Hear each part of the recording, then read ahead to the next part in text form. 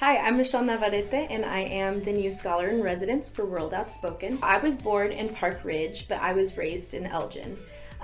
Some things that undergird my work as a scholar from my social location was that my mom decided to move us to Elgin in the suburbs. So a lot of those places were cheaper to live in, but weren't in the very downtown of Elgin where there was a large Latino population. Something that I noticed right away is that if you cross into one street, you would cross into places of wealth. But if you cross into a different street, you would cross into places of poverty. And so very early on, I noticed these distinctions. Because my mom wanted the best for me and my siblings, she moved us to a place where we could go to the quote-unquote better schools.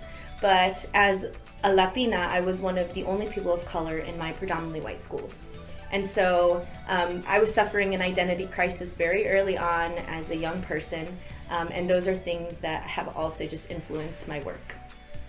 I'm doing the Scholar in Residence program for World Outspoken because I really liked the work that they were doing. I was listening to the podcast and reading all the articles, and I decided that as a second generation kid myself, I wanted to contribute to the distinct perspective as a Latina as well.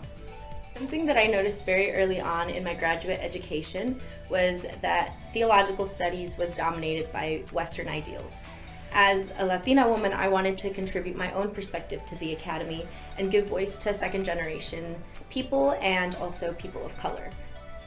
A point of tension that I've noticed within the church and the academy, and especially as a mestiza leader, is the sharp divide that I've already alluded to between the church and the academy. And I want to be a person who serves as a bridge for these two spaces. The virtues that undergird my scholarly work come naturally to me just by being a Latina woman, but one of those things is always keeping an ear out to marginalized communities. So that includes women and people of color. One of the things that I have heard from one of my professors in school is that if you want to see how a community is doing, look to the women and the people of color to see if they're flourishing, and you'll see how the community is doing overall. And so I always want to be able to elevate those voices however I can.